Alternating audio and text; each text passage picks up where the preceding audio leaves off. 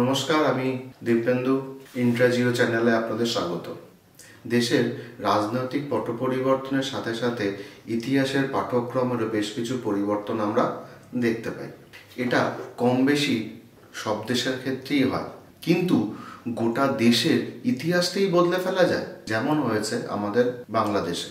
তাদের স্বাধীনতার যে ভিত্তি ছিল, সেই ভিত্তিটাই যার ওপর নির্ভর করে তৈরি করা হয়েছিল, সেই বঙ্গবন্ধু শেখ মুজিবুর রহমানের নামটাই ইতিহাস থেকে মুছে ফেলা হচ্ছে।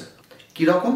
প্রাথমিক ও মাধ্যমিক শিক্ষার্থীদের জন্য যে পাঠ্য বই ছাপানো হয়েছে, সেই পাঠ্য বইতে বঙ্গবন্ধু শেখ মুজিবুর রহমানের নামটাই বাদ দিয়ে দিয়েছে। সেই পাঠ্যপুস্তকে উল্লেখ করা হয়েছে যে 1971 সালে যে স্বাধীনতার যে ঘোষণা করা হয়েছিল, সেই ঘোষণাটা বঙ্গবন্ধু নাকি করেনি। কে করেছে? তার নাম আসছে জিয়াউর রহমান। কে এই জিয়াউর রহমান? এই জিয়াউর রহমান 1971 সালে ছিলেন একজন সেনার মেজর এবং মুক্তিযুদ্ধের সেক্টর কমান্ডার, যিনি শেখ মুজিবুর রহমানের নির্দেশে শুধুমাত্র স্বাধীনতার যে ঘোষণাপত্রটি সেটি তিনি পাঠ করে শুনিয়েছিলেন। এবং স্বাধীন বাংলাদেশে 1972 সালে উনি কর্নেল পদমর্যাদায় উন্নীত হয়েছিলেন। এরপরে আসি আমরা তার একটি প্রধান পরিচয়। উনি ছিলেন বিএনপি নেতা খালেদা জিয়ার স্বামী। সেই সূত্রে উনি পরবর্তীকালে বাংলাদেশের রাষ্ট্রপতি পদেও মনোনীত হন। তবে ইউনূস সাহেব শুধুমাত্র শেখ মুজিবুর রহমানকে পাঠ্যপুস্তক থেকে বাদ দিয়েই ক্ষান্ত হননি, উনি তার কাছ থেকে জাতির জনক যে উপাধিটুকু সেটুকুও উনি কেড়ে নিয়েছেন।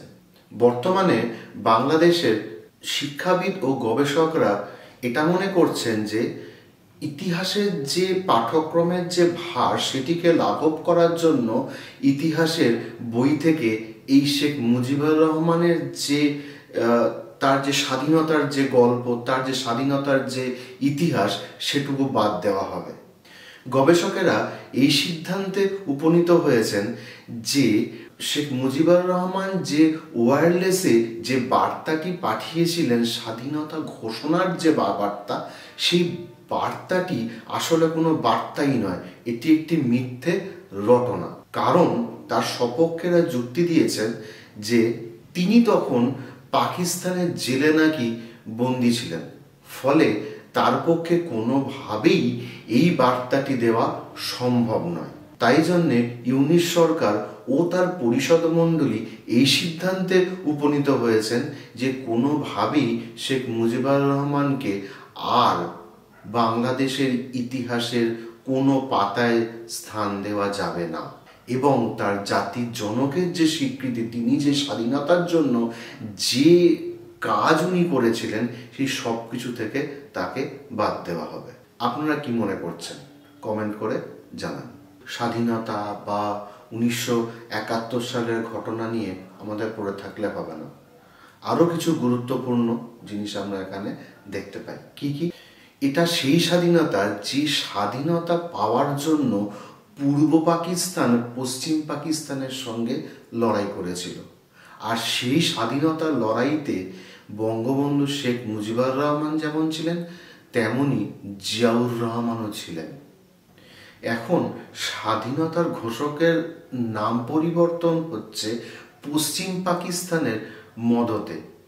একদিন যারা এই পূর্ব পাকিস্তান বা বাংলাদেশকে পদানত করে রেখেছিল, তার ইতিহাস তো কম বেশি আপনারা সবাই জানেন।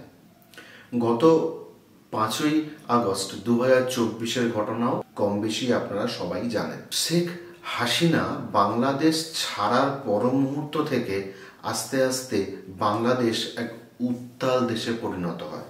বঙ্গবন্ধুর মূর্তি ভাঙা, তার সমস্ত মিউজিয়াম, তার কাজ, সমস্ত কিছু এই জঙ্গি আন্দোলনে শেষ হয়ে গেছে। ইউনূস সরকারের অন্তর্বর্তীকালীন যে সরকার আমরা বাংলাদেশে দেখতে পাই, সেই সরকার শেখ মুজিবুরের যে মৃত্যুদিন 15ই আগস্ট সেই দিনটিকে পর্যন্ত জাতীয় ছুটি বা জাতীয় দিবস হিসেবে বাতিল করে দিয়েছে। তবে বাংলাদেশের এই ইউনিট সরকার আরও একটি মারাত্মক কাজ করতে গিয়েছিল। বাংলাদেশের মুদ্রা থেকে শেখ মুজিবুর রহমানের সমস্ত ছবি সরিয়ে ফেলার চেষ্টা করেছিল, তবে সেটা করে উঠতে পারেনি। তার কারণ ওই মুদ্রা থেকে ছবি সরাতে গেলে যে পরিমাণ টাকা খরচা হতো বা খরচা করতে হতো, সেই পরিমাণ টাকা বাংলাদেশের এখন যা অবস্থা বা বাংলাদেশের এই সরকারের পক্ষে সেটা কখনোই করা সম্ভব হতো না। তার মানে দেশের পুরো মুদ্রাগুলি বাতিল করে তার বদলে সমস্ত নতুন নোট বা মুদ্রা চালু করতে হবে, যেটা এই সরকারের পক্ষে করা অসম্ভব। তাহলে হয়তো পুরো বাংলাদেশটাই বিক্রি হয়ে যাবে।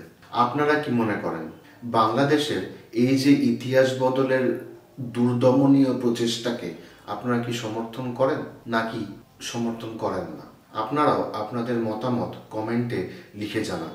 যদি ভালো লাগে ভিডিওটিকে লাইক করবেন, চ্যানেল সাবস্ক্রাইব করবেন, বেল আইকনটি টিপে দিতে ভুলবেন না। নমস্কার।